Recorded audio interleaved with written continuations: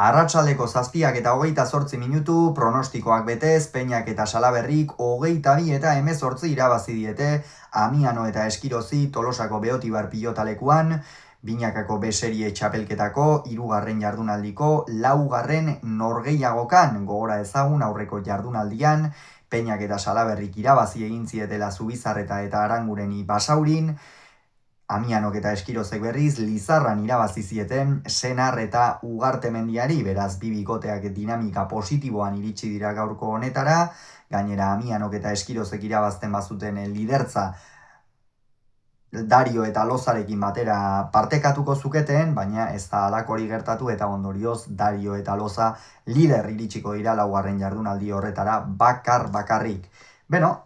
partida orogar kaotikoa izan da, aldaketa asko egon dira, gauza asko daude norgehiagokaren inguruan iruzkintzeko, baina batez ere Unai Amianoren hasiera izan da ipagarria. Peña eta Salaberri ez bata eta ez bestea ez dira bat ere ongi sartu norgehiagokan. Ruben Salaberriri lehen pilotakada gora joan zaio, Peñak ere lehendabiziko pilotakadetan oso traketxe jokatu du, ezin jokoaren ekimena hartu eta Amiano oso bizi ikusi dugu kolpez eta Eskirozatzean egoki, baina behin sakea hartu dutenean Peñak min egin du. Peñak teoria mailan beseriean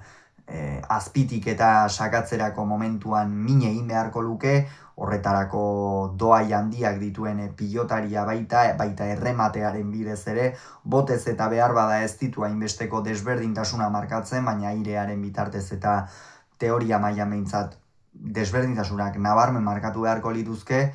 eta horre asentatu dira. Ruben Salaberri ere pilotakada arroak jotzen hasi da, eta ondorioz 6 eta huts aurreratu dira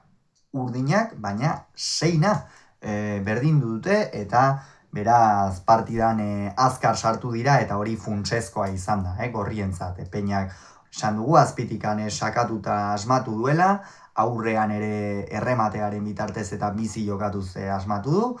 eta gerora hala ere berriro 9 eta 6 aurreratu dira, baina berriro ere harrapatu dituzte, eta hori meritu handikoa izan da, bikote gorriarentzat. Lehen partidan Beasainen Senar eta Ugartemendiaren aurka jokatu zuten horretan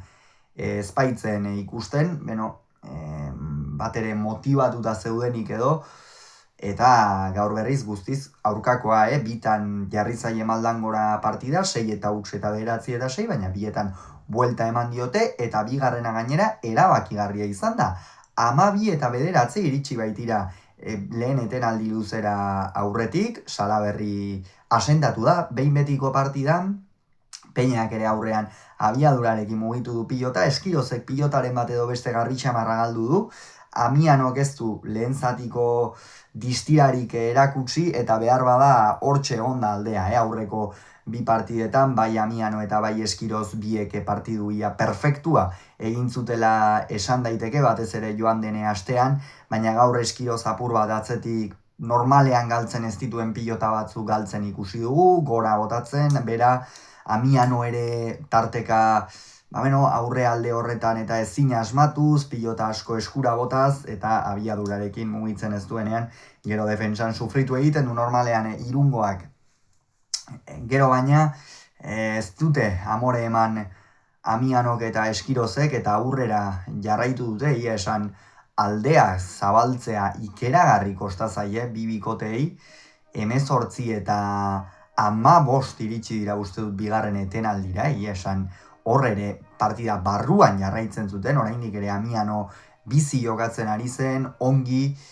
21 eta 18 iritsi dira azkenerako, eta 21 eta 18an zer gertatu da? Salaberri atzeden setera joan dela ultragoxka bat hartzera, Peña atzean beste pilota batekin jokatzen ari zen, ezker gantxo bat botea egin, eta Salaberriren belaunean jo du pilota. Eta pilotakada simple bat zela zirudien, baina ez da izan. Salaberrik sekulako min keinuak egin ditu, berriro ere keinu oso adierazgarriak eginez atzeden setean eseri behar izan du, eta hor joan zaio Inigo Simon medikuarekin aldageletara ari helduta sartu da, atzo ere Unai Lasorekin irudi oso antzeko bat ikusi genuen, berekin batera sartu da aldageletan, hor 5-6 bat minutu edo egon dira,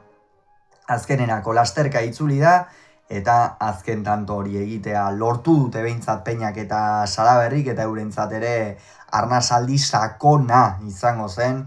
aurretik ez baitute bat ere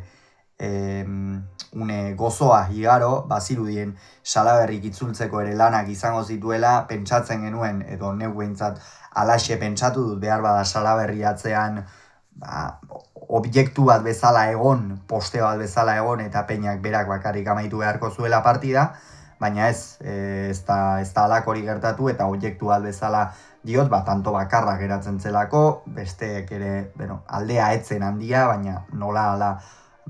pentsatzen genuen behar bada partida amaituko zutela, baina ez gero lasterka ongi itzuli da, azken tanto hori ongi jokatu ahal izan du, eta Salaberriren eta Peñaren zorionez, partida ez da gehiago luzatu behintzat, ez dut uste ala ere Fuenmaiorko atzelariak gauza handirik edukiko duenik eta arazorik izango duenik datorren astean jokatzeko, baina behintzat garaipena lortu dute, eta honen bestez, berdindu dituzte, sailkapenean, Amiano eta Eskiroz, 2 punturekin dira, 2 bikoteak, eta beraz, datorren asteko norgehiagoka bientzat hor goian mantentzeko oso garrantzitsua izango da. Gogora ezagun beraz, Peñak eta Salaberrik 22, Amianok eta Eskirozek 18 Tolosan.